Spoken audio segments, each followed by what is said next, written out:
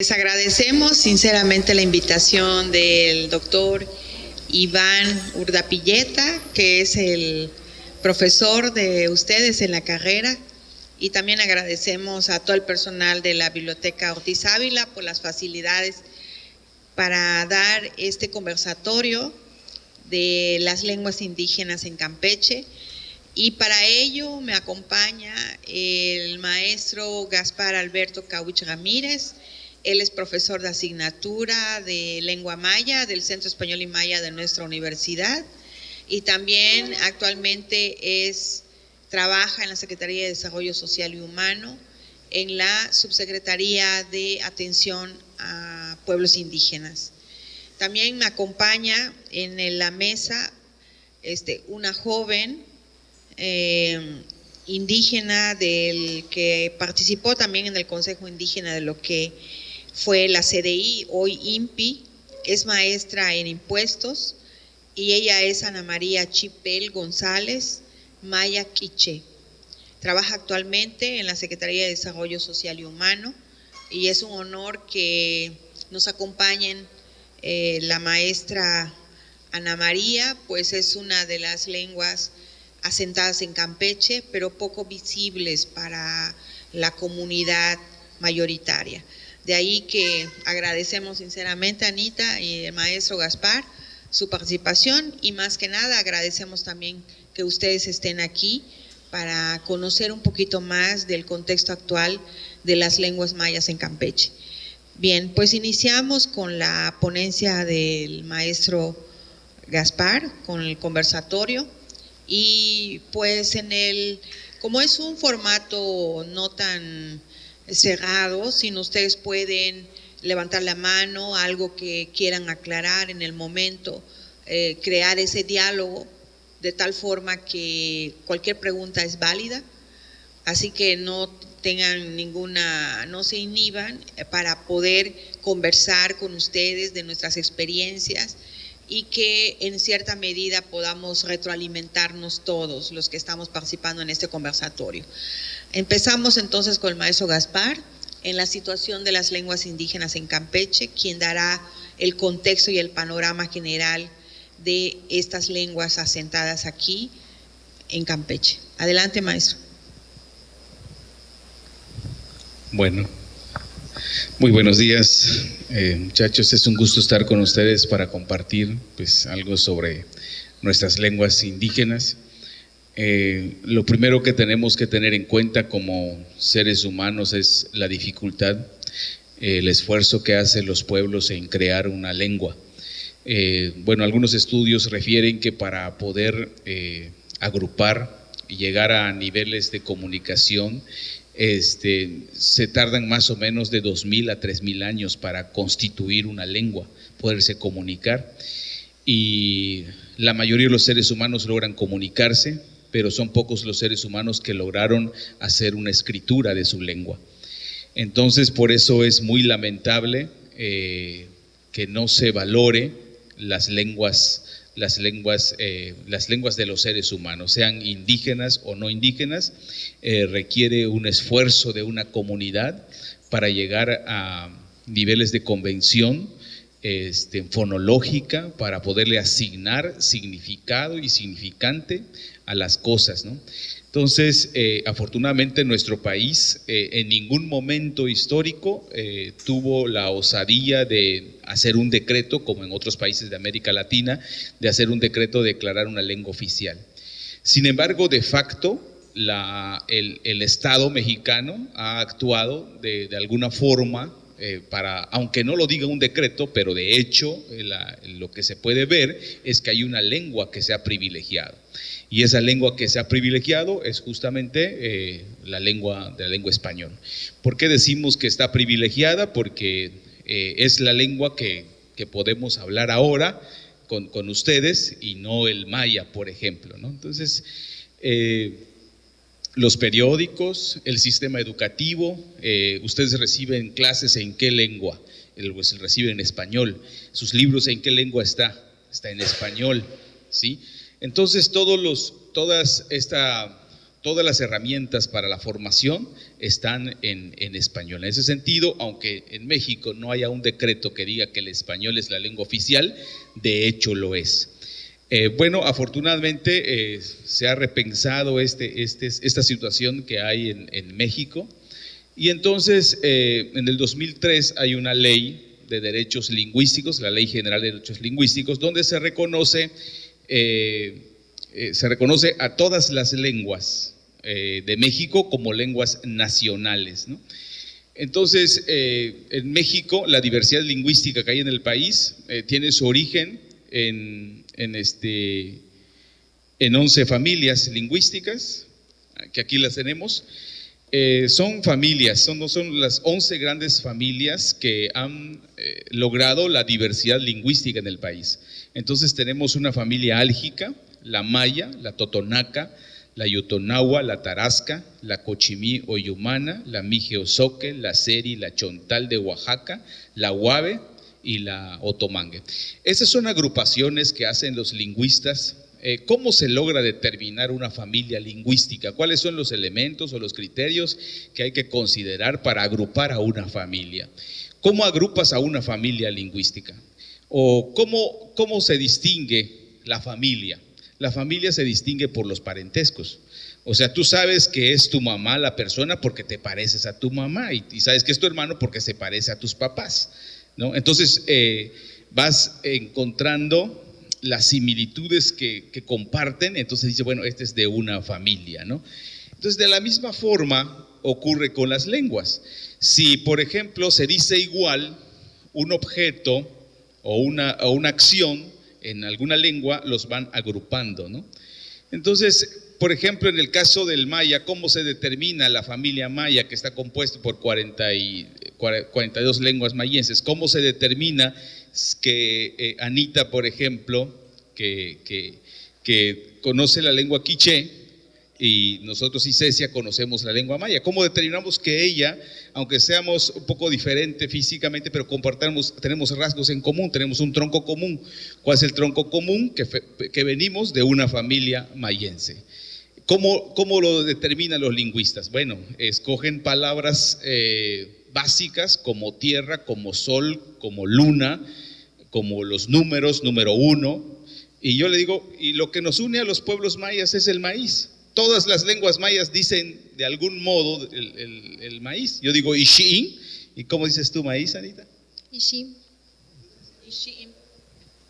¿Sí? Y es quiché y soy maya de la península, ¿no? Entonces, de esta forma determinan los lingüistas la pertenencia a una familia. Ahora, estas 11 familias lograron crear 68 grupos étnicos en el país. ¿Qué es un grupo étnico? ¿Qué es un grupo étnico? Un grupo étnico es el compartir los parentescos, los parientes. Entonces se lograron hacer 68 grupos étnicos en el país, ¿no? Estos 68 grupos étnicos lograron hacer una diversidad lingüística de 364 lenguas en el país, que es la cantidad de lenguas que se hablan en México actualmente. Entonces aquí tenemos, por ejemplo, las familias y las lenguas. Bueno, en el caso particular vamos a hablar de caso en México. En México nos queda claro que la composición de la diversidad lingüística en el país está conformado por 11 familias, y esas familias lograron hacer 68 grupos étnicos, y esos 68 grupos étnicos lograron hablar 364 lenguas en el país. Eso conforma la diversidad lingüística del país. Nosotros en Campeche, ¿cuántas lenguas se hablan en Campeche? ¿Ustedes saben cuántas lenguas se hablan en Campeche? 2 lenguas se hablan en Campeche, ¿sí? ¿Alguien más tiene una idea de cuántas lenguas se hablan en Campeche? 2 lenguas. ¿Saben cuántas lenguas se hablan en Campeche? 42 lenguas indígenas se hablan en Campeche. Aparte del español, se hablan 43 lenguas indígenas. ¿Saben cuántas universidades hay que hablen chol? ¿Que hablen man? ¿Que hablen ixil? Ninguna. Pero en Campeche se hablan 43 lenguas, incluyendo el español. ¿Cómo es que fuimos enriquecidos nosotros con las lenguas en Campeche? Fuimos enriquecidos porque en 1960 la parte sur del estado estaba despoblado. Y el gobierno, una forma de que se hace de presupuesto el gobierno es a través del número de habitantes que tiene. Los presupuestos a nivel federal se estipulan dependiendo del número de habitantes que tiene el estado. Si el estado tiene, dependiendo de su número de habitantes, es el presupuesto que va a recibir de parte de la federación. Y justamente el Ortiz Ávila, que es el nombre que lleva la biblioteca, se le tuvo la idea de traer gente de otros estados, les ofreció tierras y se vinieron a vivir aquí. Entonces, cuando esas personas se vienen a vivir aquí, no crean ustedes que dejan asentada su lengua en su tierra, sino vienen con todo.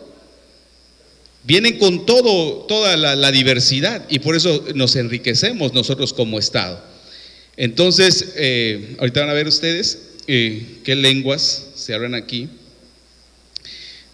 Bueno, aquí están los de la familia maya, que es el huasteco, el chu, el tojolabal, el maya, el quetoc, el quechí, el lacandón, el chol, el jacalteco. Bueno, en total las lenguas mayenses son 42 igual las lenguas mayenses. Y cuando en 1985 nuestros hermanos de Guatemala tienen problemas ahí de tipo político, es que ellos vienen, y de ahí vienen los papás de Anita, se vienen a México, y ellos también nos traen sus lenguas, y entonces nosotros empezamos a crecer en número de lenguas que se hablan en Campeche. Y entonces aquí están todas las lenguas.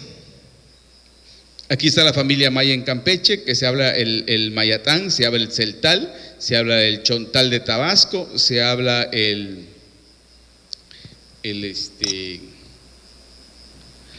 huasteco, el tzotzil, el chol, el teco y el tojolabal, que son las familias mayas, familias mayas que están asentadas en la República Mexicana, ¿no? Por ejemplo, en Chiapas hay familias mayas y están en la República, y tengo clasificado las familias mayas de origen guatemalteco. Es decir, ¿cuántas lenguas mayas se hablan en Campeche? Tendríamos que sumar esta cantidad, que nos da 9 lenguas mayenses, más nos enriquecen los hermanos de Guatemala con otras 9.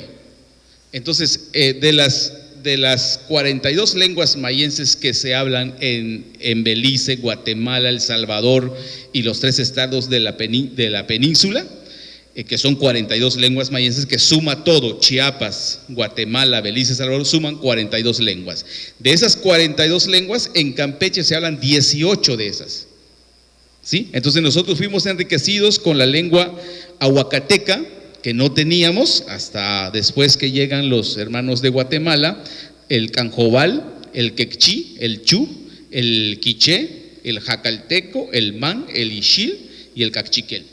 Entonces, hablamos en Campeche, bueno, se hablan en Campeche 18 lenguas mayenses. Bueno, también de la familia Totonaco-Tepehua no tenemos hablante. Bueno, aquí está la familia Yutonagua. Bueno, de tal modo que de la familia Yutonagua con presencia en Campeche están estas lenguas.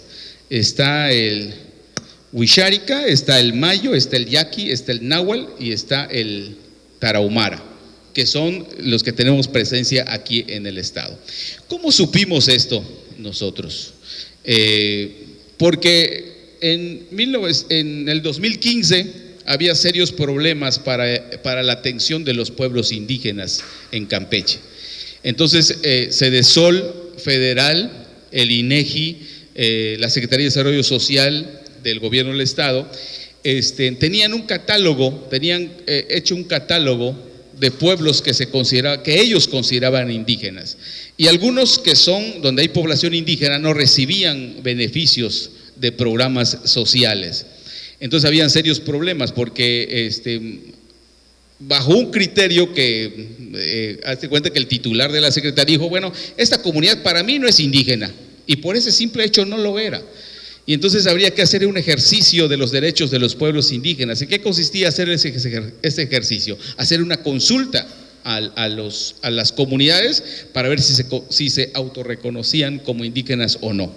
Entonces, ¿por qué? Porque eran violentados sus derechos y arbitrariamente se decidía a qué comunidad beneficiar. ¿Sí? ¿Por qué? Porque no había una política, porque no había una ley que determinaba esa situación. A pesar de que en el 2000 hay una ley de derechos, cultura y organización de los pueblos indígenas, en donde establecía que las comunidades estaban en libertad de manifestar si son indígenas o no, o un autorreconocimiento, porque en nuestro país, por ejemplo, todos nos debemos de autorreconocer como que pertenecemos a un grupo étnico, porque finalmente nosotros, a pesar de nuestra diversidad, pertenecemos a un grupo étnico, ¿sí? Todos pertenecen, todas las personas que tienen una conciencia de su presencia en la tierra, de su vida en la tierra, se tiene que identificar con algo. Si yo le pregunto a ustedes, ¿tú te identificas como menonita? ¿Como alemán? ¿Como francesa? ¿Como inglesa? ¿Cuántos ingleses hay aquí? ¿Cuántos mayas hay aquí? Que alce su mano el que se sienta maya. Unos van a decir, bueno, pues que yo no tengo la cara, pero reconstruye tu árbol genealógico para ver de dónde vienes. A ver, a lo mejor no te sientas maya porque tu árbol te va a dar con un alemán, con un inglés, y por eso no te sientas mestizo. Sí, por eso el mestizaje, sí, claro, finalmente a estas alturas de tantas mezclas entre los seres humanos, finalmente somos mestizos todos, pero no se desarrolla. Bueno, si la sociedad campechana dice, bueno, finalmente todos somos mestizos, y hasta las personas que viven en comunidad, y bueno, también soy mestizo, van a decir. Entonces, el asunto es que la pertenencia a un grupo étnico es fundamental para la identificación de la persona hacia un grupo, es fundamental para el desarrollo humano. Porque mientras las personas no se identifiquen con algo, entonces no tienen sueños, entonces no tienen metas, entonces no tienen propósitos. La sociedad mestiza se ha organizado, y los mestizos son los que tienen el control político y social sobre los otros grupos, porque ellos están organizados. Entonces los pueblos indígenas no tienen esa organización, porque se ha perdido mucho la identidad. Sobre todo aquí en Campeche nosotros no tenemos identidad bien construida. En Campeche tenemos serios problemas de identidad. La construcción de los elementos identitarios de Campeche han sido fallidos. ¿En qué sentido? En el sentido de que la imagen de Campeche, cuando otros estados dijeron nuestra imagen, nuestra raíz son nuestros pueblos indígenas, aquí dijeron los otros, aquí la imagen, el cimiento de Campeche es lo colonial, son los españoles, son los piratas, ese es nuestro sustento, ese es nuestro valor histórico. Entonces elevamos los monumentos y hacemos un discurso de que Campeche es tierra de piratas, y no sabemos más nombres de piratas que de gente que defendieron realmente a las familias campechanas, ¿sí? No tenemos conocimiento de eso. Entonces por eso es que no hay un desarrollo en el Estado. No hay un desarrollo en el Estado porque no tenemos cimentado una identidad. No podemos decir de dónde somos nosotros, cuáles son los elementos que nos identifican a nosotros, ¿sí? Entonces no hay una preocupación por aprender. En otras universidades de primer mundo no tienen problemas con las lenguas. Aquí cuando vemos que una persona habla una lengua indígena, lo despreciamos, es indio, es ignorante, ¿sí? En otros países desarrollados no es una barrera el hecho de que tengas una lengua diferente, al contrario, es un orgullo. Entonces, ¿qué dicen? ¿Qué decimos nosotros? ¿Ustedes consideran que los universitarios tienen mejor formación que los pueblos indígenas? El pueblo indígena de Campeche ahorita es bilingüe, sabe 2 lenguas. ¿Cuántas lenguas hablan ustedes? Entonces, ¿quién es intelectualmente superior? ¿La persona que solamente habla una lengua o el indígena que se ha esforzado en aprender el español? Y sin embargo decimos, no, somos más que los indígenas, cuando los indígenas tienen 2 formas de ver las cosas y resolver la vida. Entonces son esquemas que están impidiendo el desarrollo en el estado de Campeche. Entonces, lo que hay que hacer y lo que estamos haciendo es difundir la diversidad lingüística que tiene, la riqueza que tiene el estado. ¿Cuál es lo ideal? Lo ideal es que para empezar, si la familia maya, ahorita Campeche registra un total de 92,128 hablantes en lenguas indígenas. Y hay un autorreconocimiento. Campeche tiene 800,411 habitantes Campeche. Ahorita, claro, según el censo de 2010, ahorita ya debemos llegar casi al 1,000,000 de habitantes. Pero cuando en el 2010 se hace la pregunta si te considerabas indígena o no, ¿saben cuántos campechanos dijeron que se autorreconocían indígenas? ¿Cuántos creen ustedes? No, la mayoría, 400,000 personas, el 50%, casi el 50% del total de campechanos dijo que ser indígena o que se autorreconocía indígena. Pero ¿cuál ha sido la política de desaparecer a los indígenas? La política dice, bueno, si la comunidad, el 40% de la comunidad habla lengua indígena o habla alguna lengua, entonces lo considero indígena. Ese criterio es altamente discriminatorio y es un plan, es un modelo para desaparecer a los pueblos indígenas. Entonces yo les platico, y con eso termino mi testimonio, porque los criterios y la política aplicada para determinar si una persona es indígena o no ha sido muy errónea también. Entonces nosotros, yo vengo de una familia de 10 hermanos. Sí, yo soy el segundo hijo de mis papás. Cuando mi hermana se inscribe en la primaria y se dan cuenta mis papás que los libros venían en español, entonces yo tuve, porque el nivel de manejo de lengua es un asunto de competencia, adquieres competencias lingüísticas. Entonces, por ejemplo, todos nosotros cuando teníamos 6 años sabíamos hablar el español. Es más, a los 2 años, ¿qué hacemos en los primeros años? Grabamos y grabamos sonidos. Cuando uno es bebé de 1 año, 2 años, te dicen cierra la puerta y tú vas y cierras la puerta, pero no puedes decir cierra la puerta. ¿Me explico? Hasta que tú conectas tus cuerdas bucales con tu pensamiento, entonces empiezas a articular palabra. Pero entendíamos cuando éramos bebés de 2 años. Entendíamos lo que nos decían nuestros papás, pero no lo podíamos hablar. En la medida en que ejercitábamos el sonido que ya teníamos grabado, entonces empezamos a hablar. Es más, cuando empezamos a hablar, si dices, escuela, y uno dice nada más decía el bebé, ¿no? La última, pero el sonido lo tenía. Y cuando fue ejercitando, logró hablar la lengua de su mamá, ¿sí?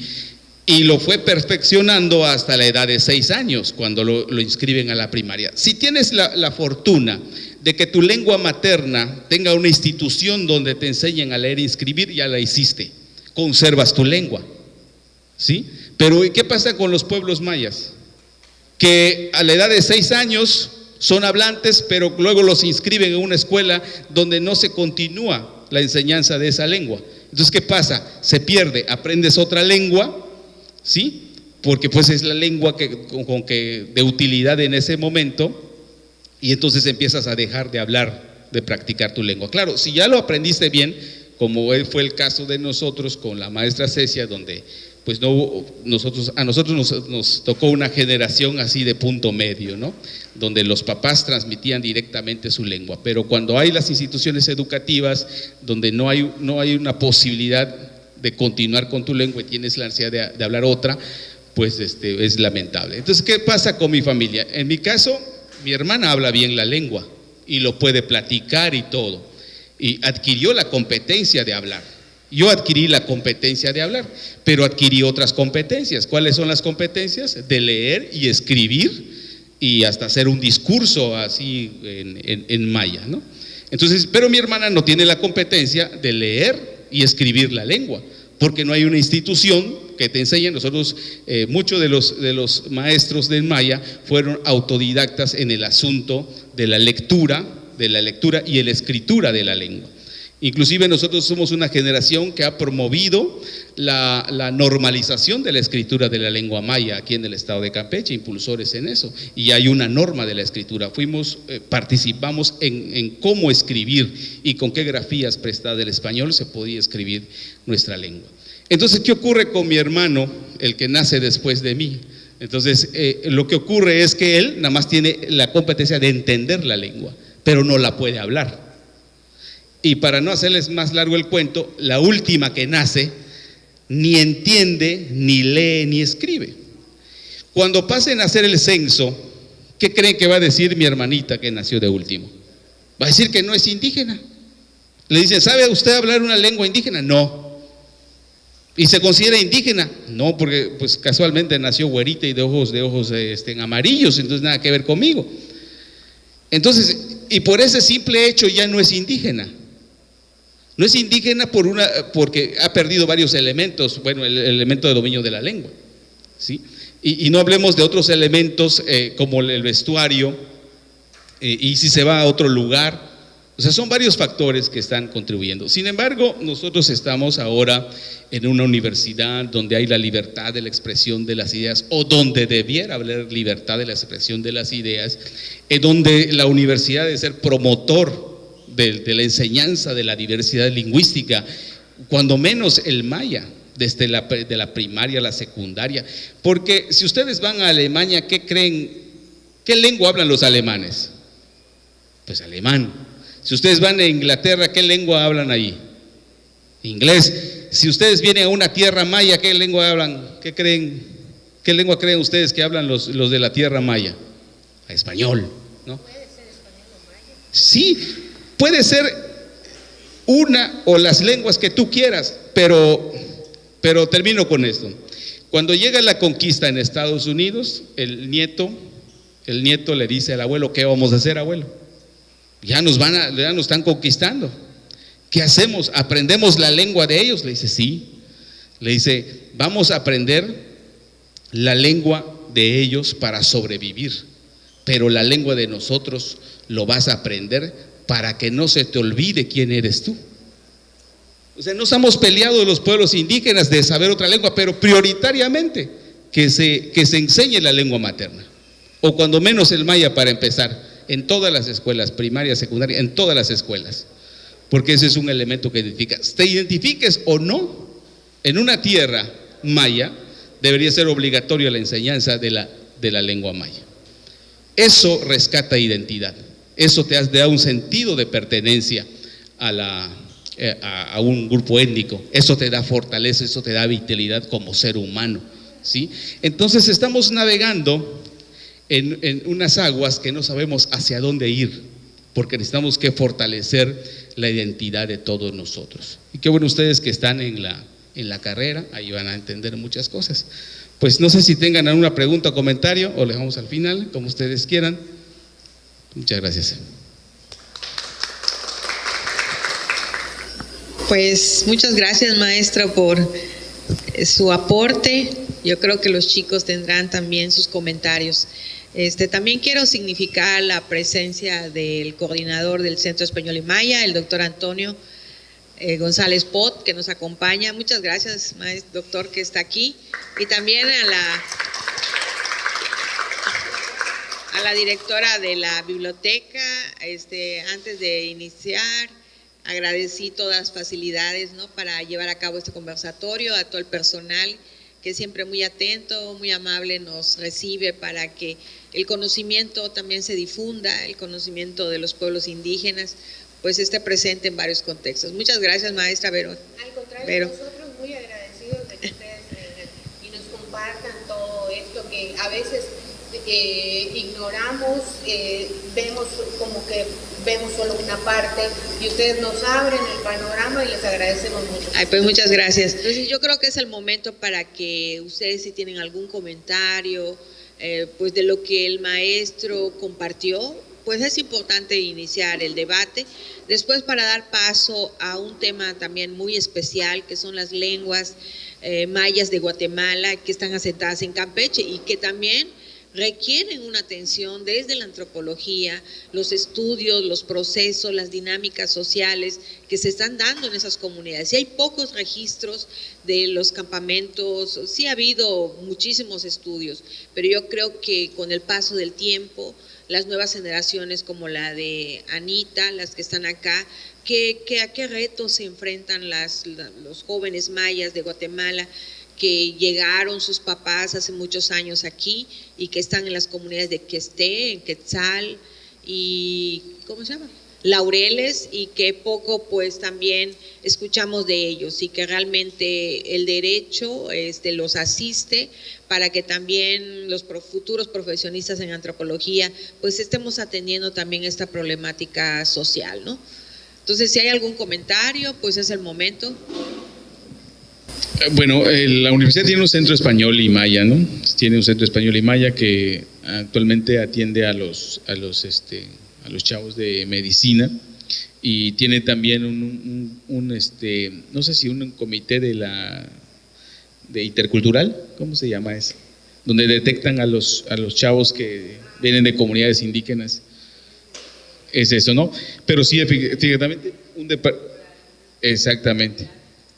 Sí, claro, obviamente que falta mucho hacer conciencia, porque lo que se ha detectado con los muchachos que vienen de comunidades es que se aíslan y no tienen un trato diferente, porque pues obviamente son diferentes los muchachos, de fortalecerlos en los asuntos de su identidad, ¿no? Y que pues no se avergüencen y todo eso difundir. Además, yo sé que si pasamos lista aquí, voy a encontrar apellidos mayas, seguramente, pero el punto es que no se identifican como tal, y de entre las cosas que no nos los dieron, no lo tomamos prestado ni regalado, sino lo que heredamos son los apellidos, ¿sí?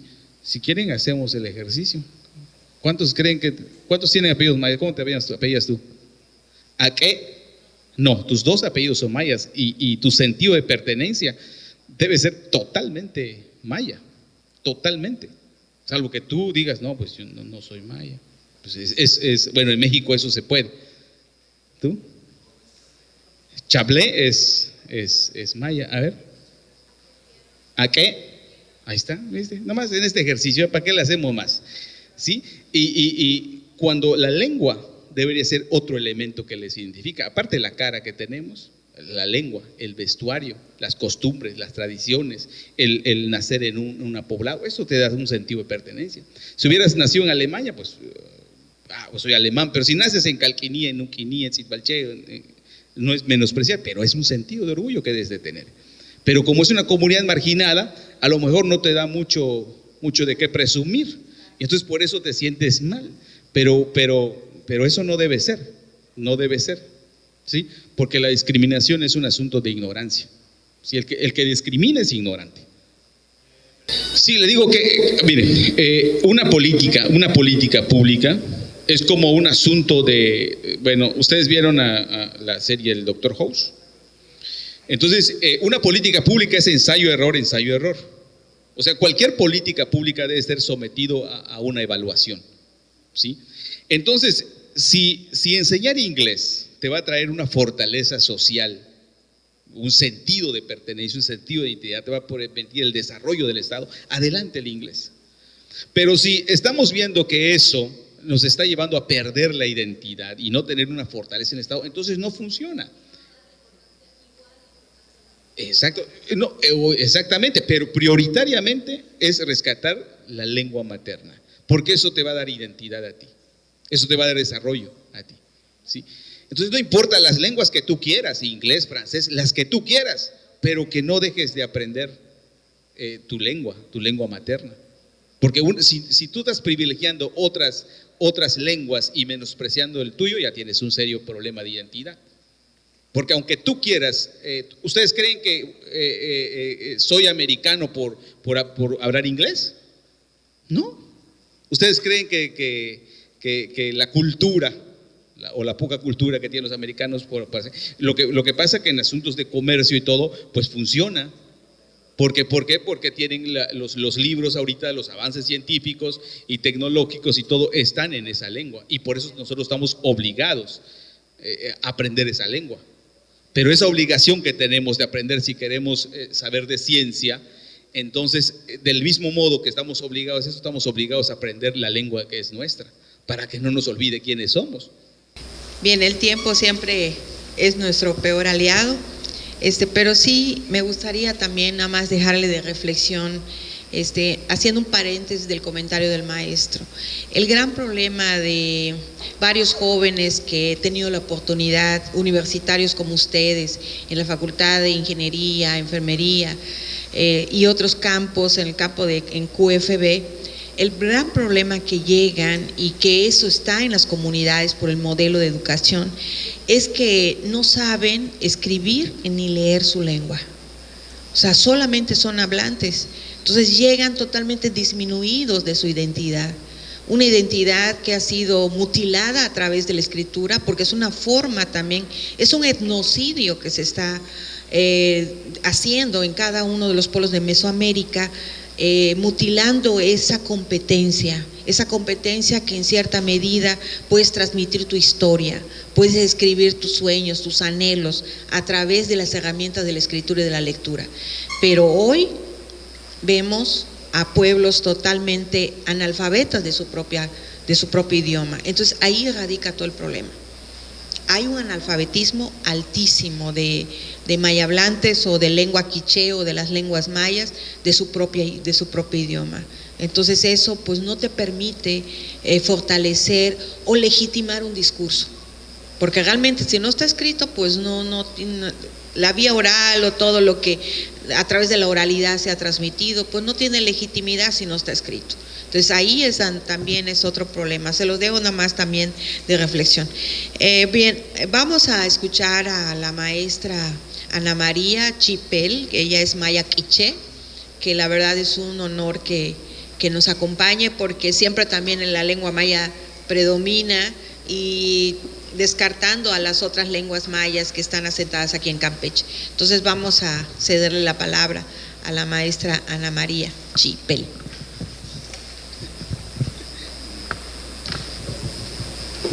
Zacarí Juntil, Osco Gural, in Petnagle Tinimit, Santo Domingo que esté. Buenos días a todos los que están aquí. Yo soy proveniente, originaria de la comunidad de Santo Domingo que esté.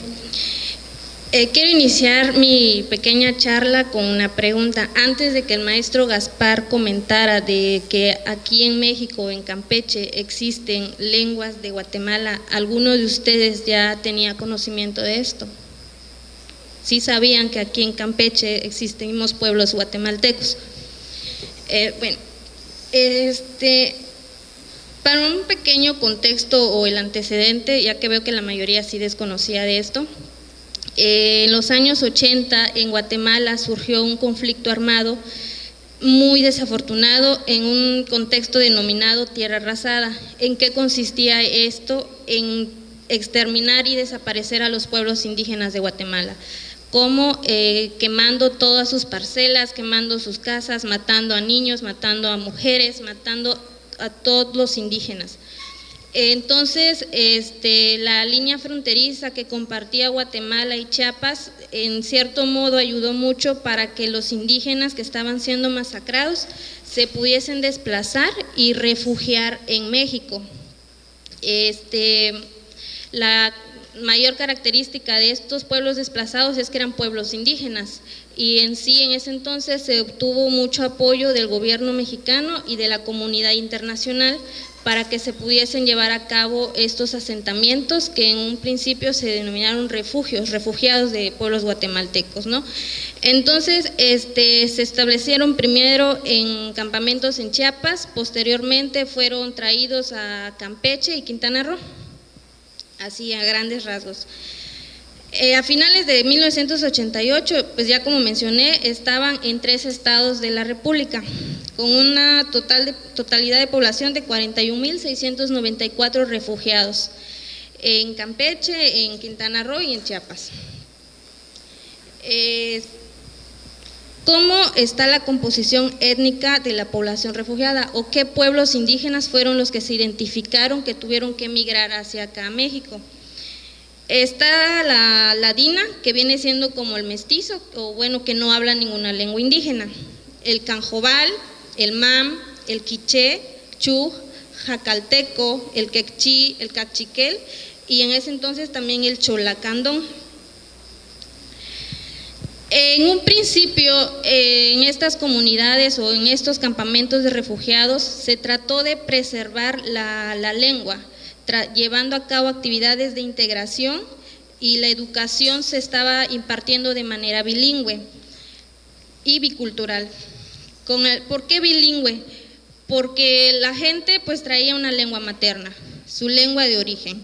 Entonces, pero sin embargo también ya estaban en otro país y tenían que de igual manera adaptarse de algún modo al castellano.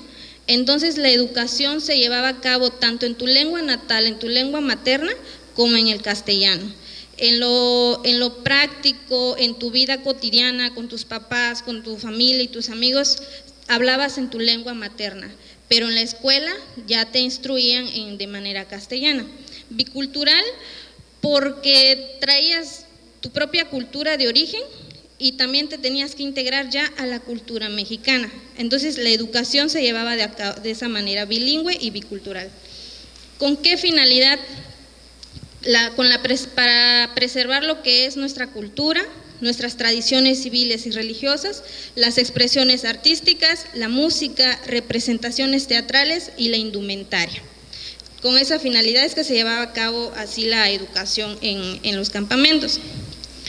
Algo importante que, bueno, no sé si también conocían, es que los indígenas guatemaltecos o los refugiados en ese entonces colaboraron en la restauración del sitio arqueológico de Esná, que está aquí en Campeche, que es algo que fue muy importante para ellos, porque de alguna manera, como bien mencionaba el maestro Gaspar, independientemente de que seamos de diferentes variantes, tenemos una misma rama, la maya. Entonces nosotros somos indígenas mayas. Entonces, fue de gran importancia para los indígenas en ese entonces el poder cooperar en la restauración de este sitio arqueológico, porque fue un encuentro con su historia, con sus antepasados, y colaborar en la restauración de este gran imperio maya, ¿no? Y de otra manera también vino a enriquecer el mosaico multiétnico y pluricultural del país. En esos años sé que habían registrados 56 grupos étnicos en México, y con estos 9, y se vienen a integrar 9 más de Guatemala, ¿no? Ya en la actualidad, los grupos lingüísticos que están aquí identificados en Campeche es el ixil, el aguacateco. Tristemente el aguacateco únicamente ya se cuenta con un hablante en la comunidad de Mayatecún 1, y es una señora ya de edad avanzada que al morir ella se muere la lengua, se muere otra forma de ver la vida, y no hay de su familia, desafortunadamente ya no aprendieron a hablar la lengua. Está el canjobal, está el mam, el chuj, el cachiquel, el quiché, jacalteco y quechí. ¿En qué comunidades estamos asentados ya la población indígena guatemalteca? Aquí en Campeche están en la comunidad de Los Laureles y en Quetzalesná. Y en el municipio de Champotón están en Santo Domingo Questé, de la cual yo soy originaria, Mayatecún 1 y Mayatecún 2. Realmente haber sido hija de migrantes indígenas guatemaltecos, en un principio, como bien mencionaban anteriormente, te discriminan mucho. O sea, si ya los mismos indígenas de aquí de México sufrían discriminación, a nosotros nos discriminaban aún doblemente, por ser indígenas y por ser migrantes. Entonces sí fue como un shock, o decir, no, yo no quiero aprender. O inclusive hasta nuestros mismos padres o mis mismos padres me han platicado, porque desafortunadamente yo no sé hablar al 100% mi lengua. Lo entiendo, sí lo entiendo, y sé manejar algunas palabras, pero no logro formar oraciones, o no logro, no sé escribirla. Y yo siempre a veces les pregunto a mis papás del por qué yo no puedo hablar mi lengua, por qué sí los puedo entender. Y ellos me comentan, es que a nosotros nos discriminaban mucho y nosotros no queríamos que ustedes o que tú pases por lo mismo. Es como, a ver, aprende castellano, no olvídate de tu lengua, aprende castellano, porque así sí vas a lograr salir adelante, así no te van a discriminar, así no te van a marginar. Entonces, yo también recuerdo que cuando viajábamos y mis papás o otra gente de la comunidad hablaba en la lengua, los mexicanos o los nacidos aquí en México se te quedaban viendo feo, o sea, empezaban a hablar feo. Y tú empezabas a decir, no, pues yo no quiero que me miren así más adelante, ¿no? Entonces empiezo a querer olvidar, me empiezo a decir no, porque te empiezas a cuestionar muchísimas cosas, ¿no? Sin embargo, se me da la oportunidad de formar parte de un Consejo Indígena Nacional, en el cual yo empiezo a entender y ver y comprender las diferentes formas, las diferentes, la cosmovisión indígena, ¿no? Y es como mencionaba el maestro Gaspar, y como bien preguntaba aquí el alumno, de cómo haces para que no te sientas de menos por ser indígena, ¿no? Y es una cuestión de conciencia, es una cuestión de identidad, de conocer tu historia, de abrazar tu historia, de abrazar tus orígenes, de abrazar a tus padres, porque si tú, en mi caso, si tú te sientes, rechazas tu origen, estás rechazando a tus padres. Entonces, fue que empiezas a concientizarte, tú mismo te empiezas a concientizar de tu identidad, y es que empiezas a agarrar el amor y empiezas a trabajar en pro para seguir fortaleciendo tu cultura y rescatarla. Aquí algunas actividades, unas fotografías que les quiero compartir, porque hemos estado impulsando lo que son proyectos para el rescate de la vestimenta, el rescate de la música a través de la marimba, lo que es la artesanía. Ahí podrán ver igual unas imágenes de unas niñas que están ahí con su indumentaria. Son diferentes actividades que hemos querido estar llevando a cabo para que nuestros pueblos de origen guatemalteco pues no desaparezcan. Estamos en un riesgo de desaparecer, porque igual desafortunadamente, al menos aquí en Campeche, pues tienen la universidad que dan lo que es la lengua maya, pero en nuestros casos no. En nuestro caso no tenemos instituciones aquí en México que nos puedan ayudar en la educación de las diferentes variantes, que son el mam, el ixil, el quiché.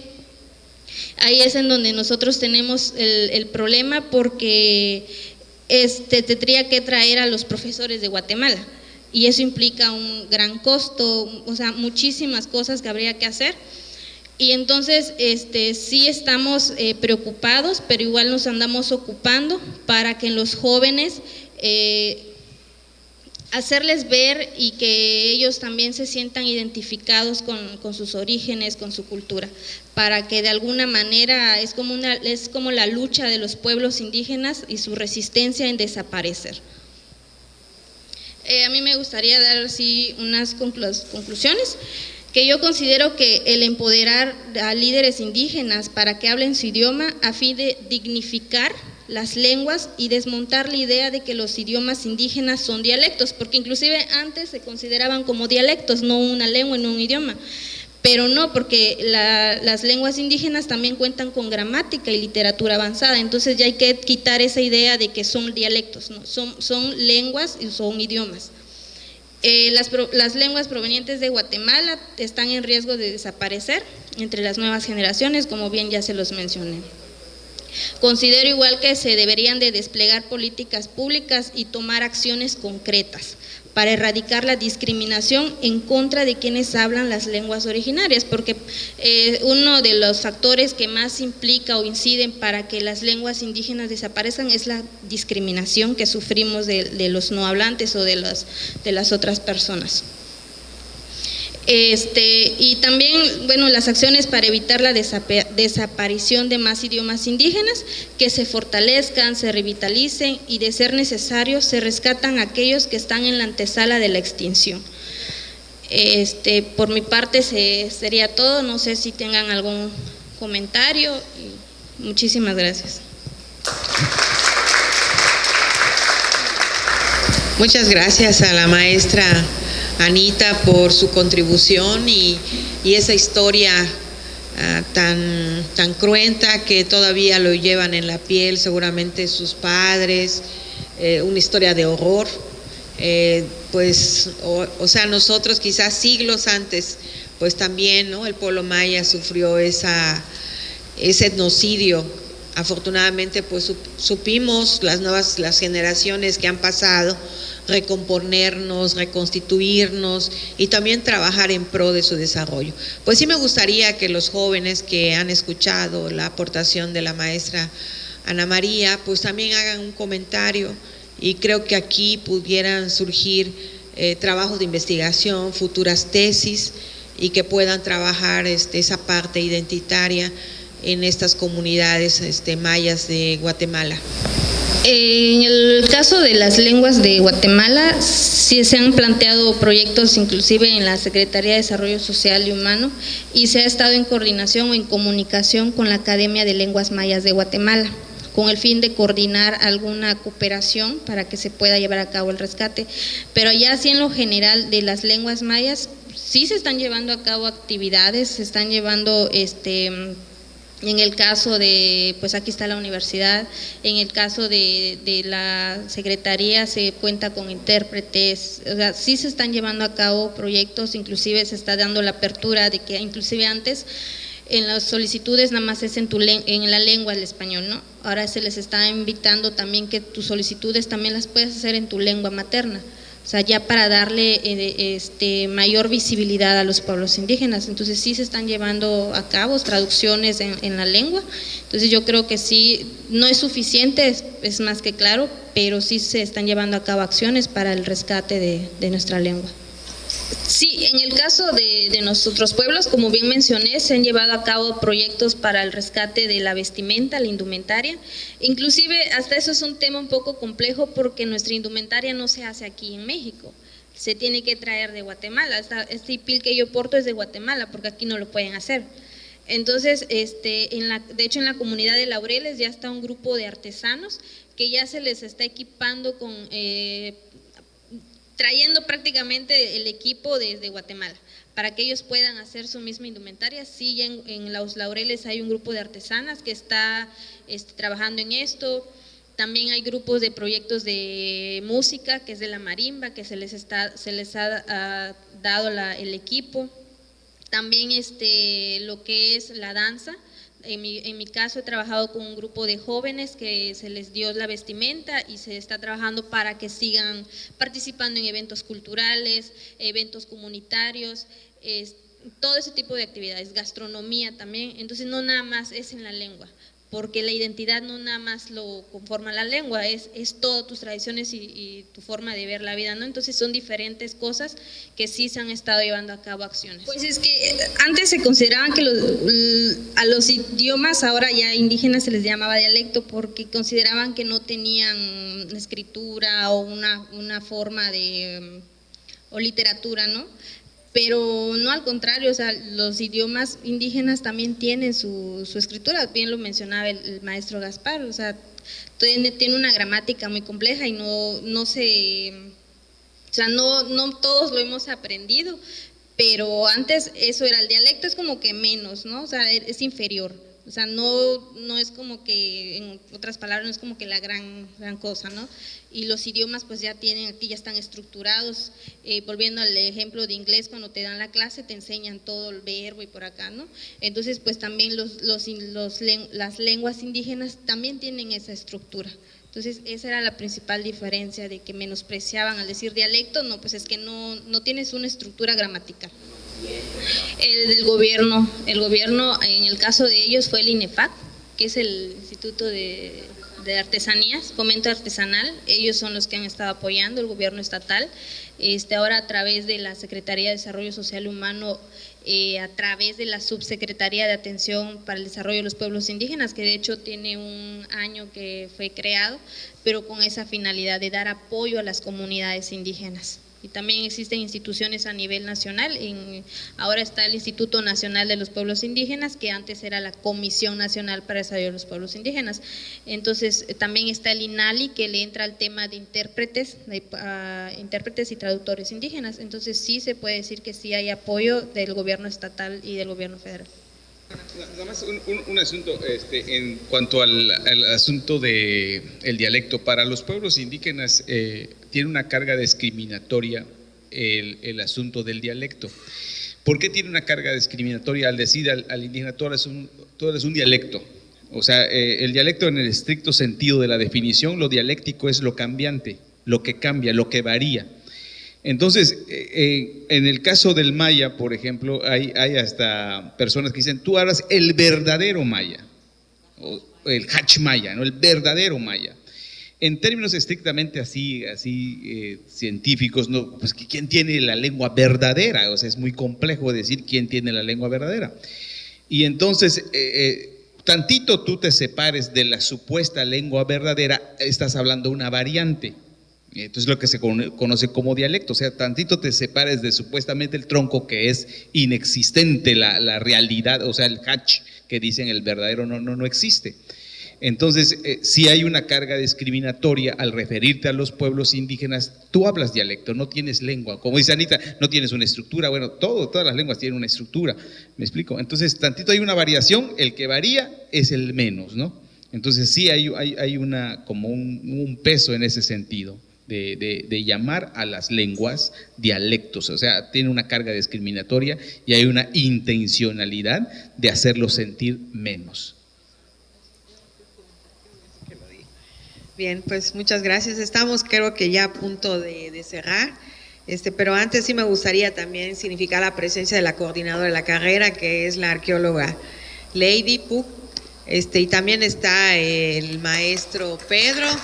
Muchas gracias, que tiene mucho que aportar también. El maestro Pedro Ramírez es lingüista y pues tiene un campo de investigación y una trayectoria muy amplia para que se sigan dando estos procesos, doctor Iván, en este espacio. Bien, pues ya para finalizar, me gustaría que escucharan, hemos hablado un poquito mucho en español, pues obviamente es el lenguaje que para que nos podamos comunicar todos, ¿no? Entonces, pues para cerrar, me gustaría cerrar con un fragmento de un movimiento de revitalización que ha venido de 30 años para acá en la región de donde pues una servidora es, o sea, yo soy de la comunidad de Becal, del municipio de Calquiní, pero allá hay un movimiento de escritores, de trovadores, de pintores, pues llamándole creo que el Atenas del Camino Real, o sea, es conocida la región como el Atenas del Camino Real, pero hay un movimiento también de escritores en lenguas indígenas que han sido reconocidos afortunadamente a nivel internacional. El maestro Jorge Miguel Cocom en el 2018 obtuvo el Premio Internacional de Literatura en Lenguas Indígenas en toda Latinoamérica y él es originario de Calquiní. La otra poeta que me gustaría que lo anotaran y buscaran su trabajo es Briseida Cuevas Cop. Ella fue en el año 2010 en la Cumbre Mundial de París y ella representó a todos los pueblos indígenas de México. Ella es una poeta muy reconocida. La virtud de Briseida es poner en la poesía las manifestaciones y las prácticas culturales de los mayas actuales. Ella es de la comunidad de Tepacán. Escriban su nombre, es Briseida Cuevas Cop, para buscar todo su trabajo, y del maestro Jorge Miguel Cocom Pech. El otro es Valdemar Nochtec, TZEK. Es otro también poeta muy reconocido y hay un premio de cada año en noviembre en la ciudad de Calquiní, con motivo de la Feria Artesanal y Cultural de Calquiní. Hay un premio del Valdemar Nochtec. Entonces busquen todo ese trabajo en donde en cierta medida se vierte la cosmovisión de los pueblos mayas actuales, en donde hay un proceso de revitalización, de recuperación también de la palabra, donde podemos encontrar bellas metáforas que en cierta medida estas palabras fueron mutiladas, y me gustaría que consultaran también, esa era mi aportación de hoy, consultaran la otredad en el diccionario de Antonio de Ciudad Real. Cómo Antonio de Ciudad Real, a partir de empezar a cristianizar al pueblo maya, cómo empezó a mutilar también y empezó a insertar, digamos, los conceptos occidentales en los textos que están vertidos allá, que son microhistorias en el Antonio de Ciudad Real. Entonces, escuchen un poquito la musicalidad de ese fragmento del maestro Jorge Miguel Cocompech. Unahil Apishan, Atane, Unahil Apishan.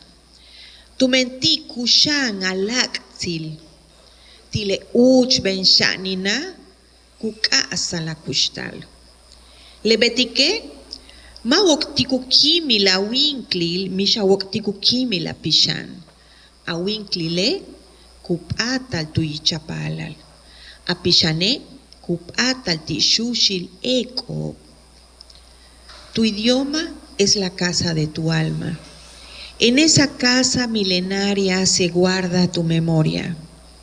Por eso, no llores la muerte de tu cuerpo, ni llores la muerte de tu alma. Tu cuerpo permanece en el rostro de tus hijos, y tu alma eternece en el fulgor de las estrellas. Las lenguas mesoamericanas que hablamos los seres humanos muestran la capacidad creadora de grandes civilizaciones, que nos debe de enorgullecer y que nos debe de dignificar, pues manifiestan esa capacidad de otorgarle significado al mundo de una manera muy particular.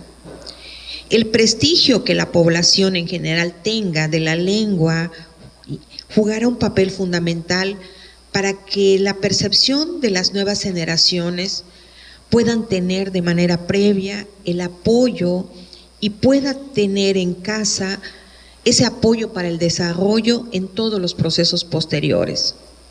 El legado de la compleja escritura de nuestros antepasados mayas en la península, y que eso también nos debe de enorgullecer, porque así como vemos la majestuosidad de Teotihuacán hasta este momento, de acuerdo a una de las prestigiadas investigadoras de la UNAM, que es Linda Manzanilla, hasta el día de hoy los teotihuacanos no se les ha encontrado escritura alguna, a diferencia de nosotros los mayas, que fue evidente la escritura en los frisos, en los templos sagrados, en las estelas, en las vasijas y en esos códices que fueron, de los pocos que fueron recuperados de ese legado destruido en 1562 en la ciudad de Maní por Fray Diego de Landa.